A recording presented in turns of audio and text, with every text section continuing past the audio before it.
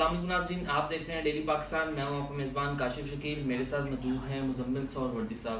مزمل صاحب سے گزشتہ کئی روز سے پروگرام نہیں ہو سکا، ان کے کالمز بھی آ رہے تھے تو کچھ ان کی اویلیبلٹی نہ ہونے کی وجہ سے آج ہم سب پہ ڈسکس ایک ساتھ ہی کریں گے. سب سے پہلے ہم ڈسکس کریں گے ان کا گزشتہ روز ایک کالم شائع ہوا تھا روزنامہ ایکسپریس میں، شہباز شریف کا شکوہ. شہباز شریف صاحب نے کن لوگوں سے شکایات کی ہیں، ان کے 3 آرٹیکل گزشتہ ہفتے پبلش ہوئے ہیں. اور روشنیوں کا شہر کچرے کا ڈھیر بن گیا، اس پہ گفتگو کریں گے کیونکہ گزشتہ 2 روز سے خود بھی کراچی میں رہ کے آئے ہیں. سب سے پہلے sir thank you so much daily Pakistan کو ٹائم دینے کے لیے. مجھے پہلے بتائیے گا شہباز شریف صاحب کے شکوہ شکایات.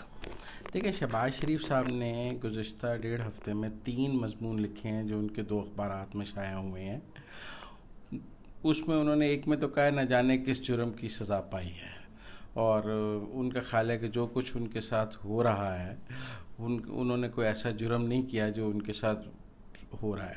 دوسرا انہوں نے خدمت کی سیاست پر لکھا ہے. پھر انہوں نے اپنے بجلی کے پلانٹس جو انہوں نے 6000 میگا واٹ کے پنجاب میں لگائے ہیں اس کی کہانی وہ بیان کر رہے ہیں. اس میں کہ ہم نے GNC سے لیے، اتنے پیسے بچے، اور جب ہم نے کسی سے رشوت نہ لی تو وہ از خود ڈونیشن دینے پہ تیار ہو گئے جو یہ. اور پھر انہوں نے لکھا کہ سائیوال کول پلانٹ کا 2% پروفٹ جو ہے وہ ایجوکیشن کو جا رہا ہے. تو مطلب وہ اپنی اچیومنٹس جو ہیں ان آرٹیکلز میں بیان کر رہے ہیں، اور ساتھ ساتھ وہ یہ نیریٹو دے رہے ہیں کہ انہوں نے اتنا کام کیا ہے اور اس کام کے بعد ان کے ساتھ جو سلوک ہوا ہے یا ان کے ساتھ جو کچھ بھی سیاسی طور پر پیش ہوا، نیب نے پکڑا، پیشیاں بھگت رہے ہیں، تو وہ کہہ رہے ہیں نہ جانے کس جرم کی سزا پائی ہے.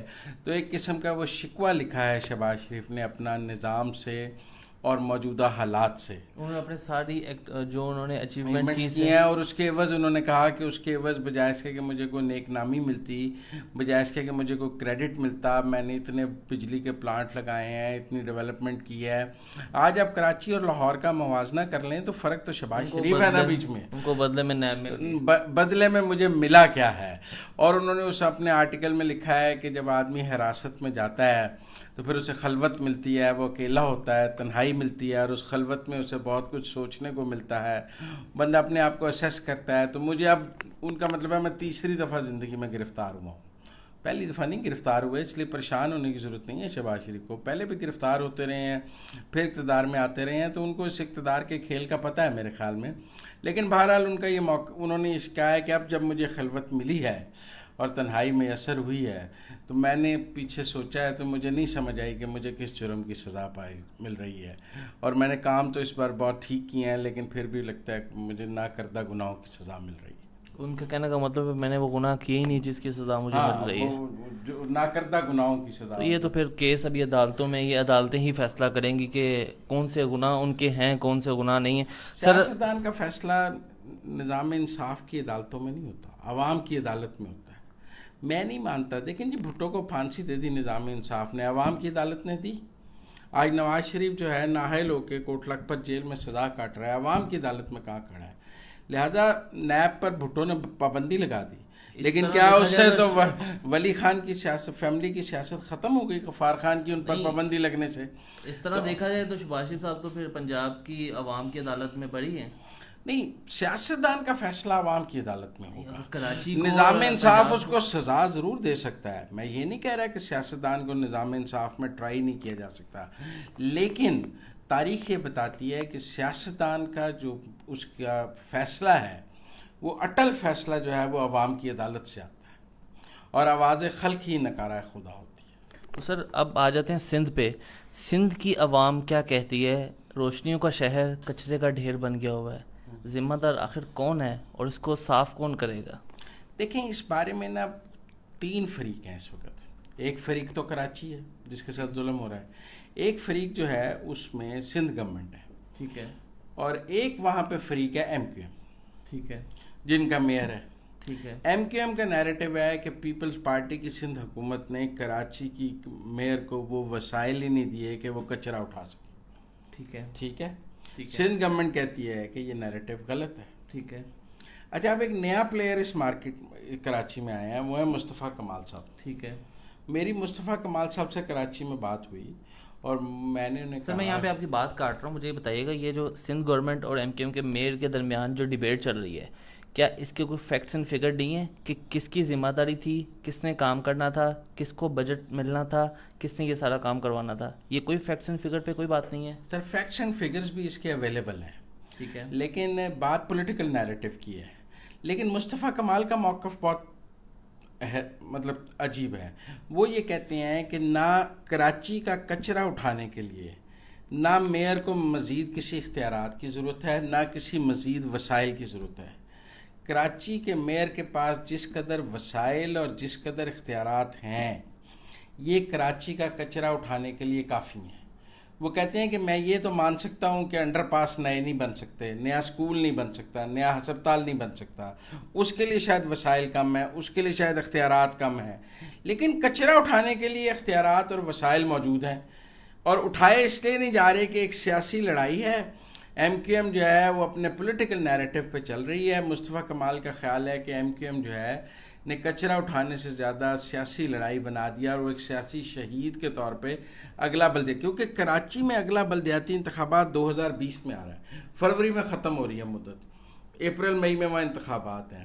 کراچی کے میئر کے انتخاب کے لیے لڑائی شروع ہو گئی ہے. اور آپ سمجھیں کہ ایم کیو ایم, پی ٹی آئی, یہ جو آپ کو علی زیدی صاحب بہت متحرک نظر آتے ہیں, کیونکہ اب پی ٹی آئی بھی کراچی کے میئر پہ آنکھ لگائے بیٹھی ہے. ایم کیو ایم دوبارہ حاصل کرنا چاہتی ہے. پیپلز پارٹی تو اس میں پلیئر ہی نہیں ہے کراچی میں, لیکن مصطفیٰ کمال بھی میئر کی دوڑ میں شامل ہیں. آپ کے خیال سے کون جیتے گا اس ریس میں؟ دیکھیں, جیتے گا تو مقدر کا تو وہی سکندر ہے جس کے سر پہ جیت کا ہما بیٹھ جائے. اور ہمارے ہاں تو آپ کو پتہ ہے الیکشن انتخابات جو ہیں ان کے جیت کا ہما کہیں اور سے آ کر جو ہمے کو جو اشارہ ہونا, ہما وہیں بیٹھتا ہے جہاں ہمے کو کہا جائے, غلط جگہ پہ نہیں بیٹھتا. تو فیصلہ کسی اور کا تو جو سناتا کوئی اور ہے. دیکھیں, یہ جو اقتدار کا ہما ہے نا, یہ بہت پڑھا لکھا ہما ہے, بڑا سمجھدار ہما ہے. اس کو جب وہ اڑاتے ہیں اور یہ بتاتے ہیں کہ وہاں جا کے بیٹھ جاؤ, یہ وہیں بیٹھتا ہے جہاں کہیں سے کہا جائے کہ بھی غلط جگہ جا کر نہیں بیٹھا. تو اس بار جو کراچی کے فرما بردار ہوں میں نا, بڑا اور کراچی کے جو اقتدار کا ہما ہے, میرے خیال میں پاک سرزمین پارٹی کو بریک تھرو مل رہا ہے کراچی میں ان بلدیاتی انتخابات میں. جو وہ سمجھتے ہیں کہ گزشتہ انتخابات میں ان کے ساتھ زیادتی ہوئی, بقول ان کے کہ وہ سیٹیں جیت رہے تھے, ان کو نہیں جیتنے دی گئیں. اور خود مصطفیٰ کمال صاحب کہتے ہیں کہ 2018 کے انتخابات میں جو جیتے ہیں کراچی سے, انہیں بھی نہیں یقین کہ وہ جیت گئے ہیں. وہ بھی اگلے دن پوچھ رہے تھے, اچھا ہم جیت گئے ہیں.